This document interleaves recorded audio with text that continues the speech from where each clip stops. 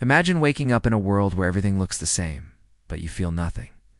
You see colors, but they do not move you. You hear music, but it is just noise. You say, "I love you," but the words are empty. What is missing? Consciousness. The mysterious spark that makes our life experience feel real. But what is consciousness really? Why does it remain one of the greatest puzzles to elude both science, spiritualism, and philosophy?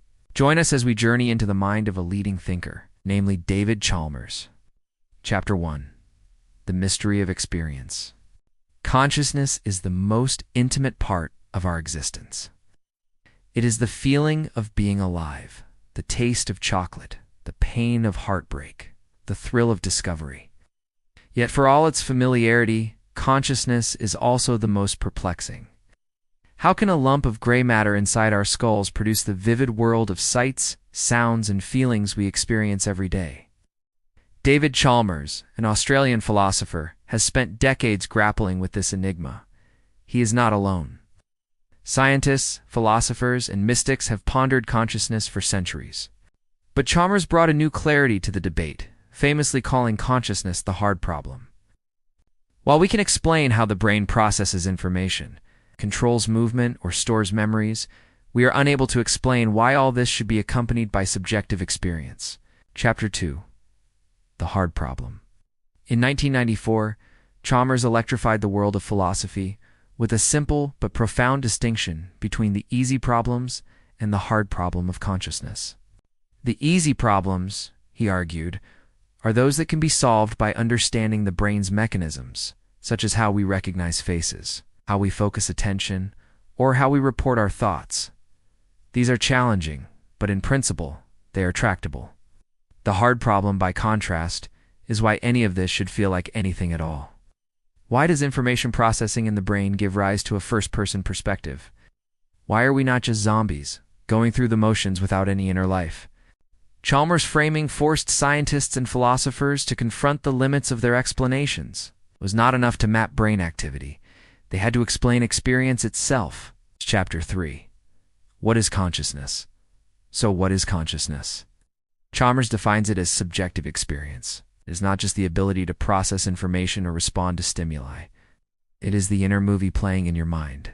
The redness of red, the bitterness of coffee, the ache of nostalgia.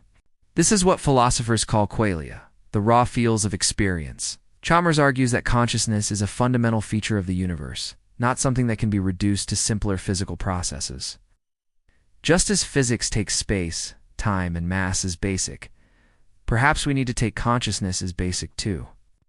This radical idea, known as property dualism, suggests that consciousness is a fundamental property, like gravity or electromagnetism. Chapter 4. The explanatory gap.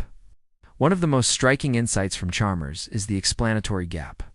Even if we knew everything about the brain, every neuron, every synapse, we would still be left with the question, why does all this activity feel like something? Why is it not just a complex machine, worry away in the dark? Chalmers uses thought experiments to illustrate this gap. Imagine a world physically identical to ours, but where nobody is conscious, a world of philosophical zombies. They walk, talk, and act just like us, but there is no inner experience. If such a world is conceivable, Chalmers argues, then consciousness must be something over and above physical process.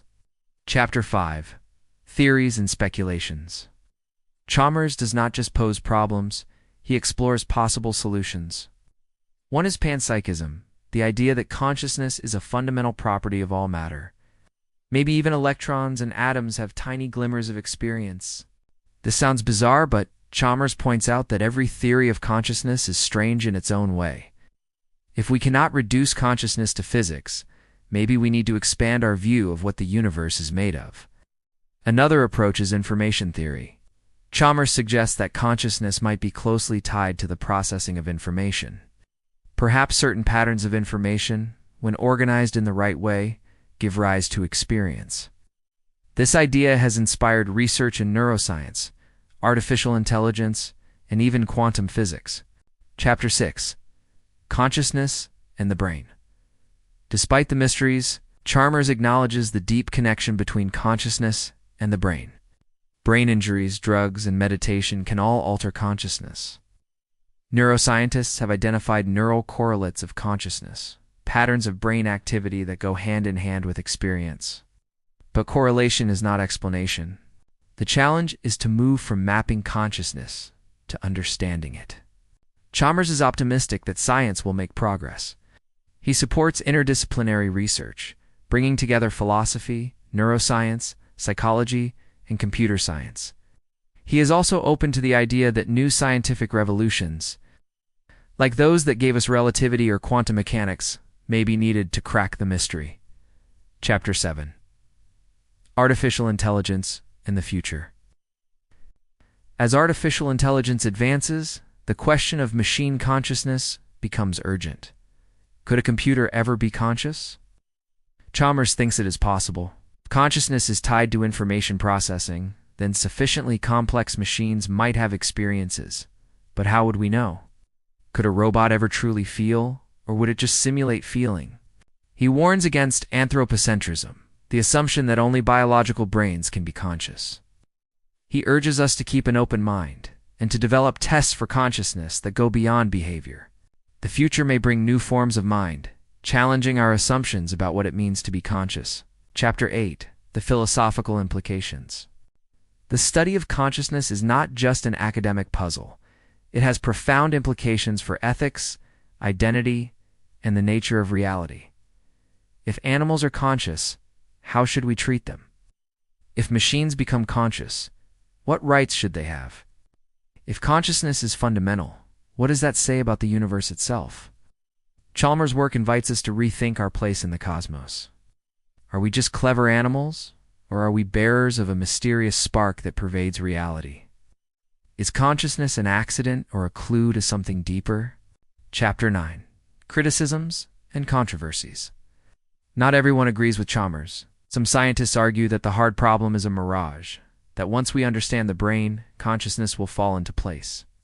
Others think that talk of panpsychism or philosophical zombies is unscientific. Chalmers welcomes these debates, seeing them as signs of a healthy, growing field. He is also careful to distinguish between what we know and what we do not. Consciousness is a frontier, and humility is essential. Chalmers encourages open-minded skepticism, a willingness to question assumptions, but also to entertain radical ideas. Chapter 10. The Ongoing Quest. Where does this leave us? Consciousness remains one of the deepest mysteries of existence. Chalmers has helped to clarify the questions, sharpen the debates, and inspire new research. But the answers are still elusive. Perhaps, as Chalmers suggests, the solution will require a revolution in science and philosophy, a new way of thinking about mind and matter. Or perhaps the mystery will endure, a reminder of the limits of human understanding. Final chapter. The adventure continues. As we close this chapter, the question lingers: what defines consciousness? Is it a trick of the brain, a fundamental property of the universe, or something else entirely? David Chalmers has shown us that the journey is as important as the destination.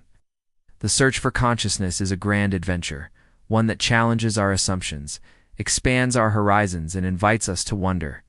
So next time you savor a sunset, feel a surge of joy, or ponder your own existence, remember that you are part of one of the greatest mysteries in the universe, and the adventure is just beginning.